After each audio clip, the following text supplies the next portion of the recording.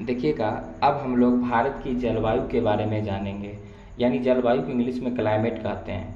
किसी स्थान या देश में उसके लंबे समय के तापमान, वर्षा, वायुमंडलीय दाब और हवाओं की दिशा का अध्ययन जो होता है वो जलवायु कहलाता है। देख सकते हैं यहाँ पे ये इसका परिभाषा लिखा गया है।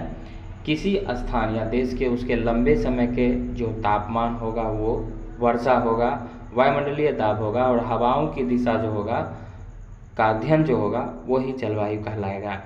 अब यहाँ पे देख सकते हैं, ठीक है।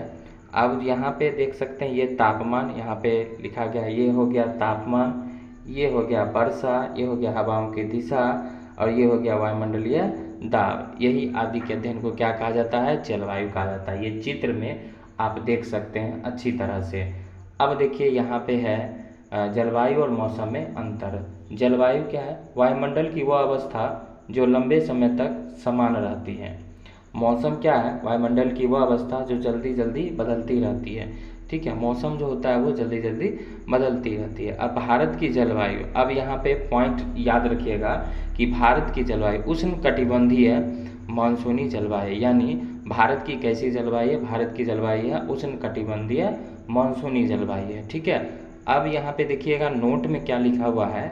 चूँकि भारत का अधिकांश भाग कर्क रेखा के नीचे है, इसीलिए भारत की जलवायु जो होती है उष्णकटिबंधीय मानसूनी जलवायु होती है। क्वेश्चन पूछेगा भारत की जलवायु कैसी होती है, तो उष्णकटिबंधीय मानसूनी जलवायु होती है। आप देख सकते हैं यहाँ पे यहाँ पे आपको ये देखिए, ये हो गया 23.5 डिग्री दक्षिणी अक्षांश और ये हो गया 23.5 डिग्री उत्तरी अक्षांश। तो 23.5 डिग्री उत्तरी अक्षांश को कर्क रेखा कहा जाता है, 23.5 डिग्री दक्षिणी अक्षांश को मकर रेखा कहा जाता है और बीच वाले को आपको कहा जाता है क्या? तो मकर रेखा कहा जाता है। ये हो गया मकर रेखा। ठीक है, ये हो गया 23.5 डिग्री। तो क्वेश्चन ये भी कभी कभी पूछा जाता है ऑब्जेक्टिव में कि 23.5 डिग्री उत्तरी अक्षांश को कौन सा रेखा कहा जाता है? तो 23.5 डिग्री उत्तरी अक्षांश को कर्क रेखा कहा जाता है, 23.5 डिग्री दक्षिणी अक्षांश को मकर रेखा कहा जाता है। इसको याद रखिएगा। ठीक है, आगे और विस्तृत जानकारी आप लोगों को दिया जाएगा। ठीक है, चलिए तो आज के लिए बस इतना ही और मेरे चैनल से जुड़े रहिए और फिर नए नए जो है वीडियो आपको मिलता रहेगा। ठीक है, बहुत बहुत धन्यवाद। जय हिंद।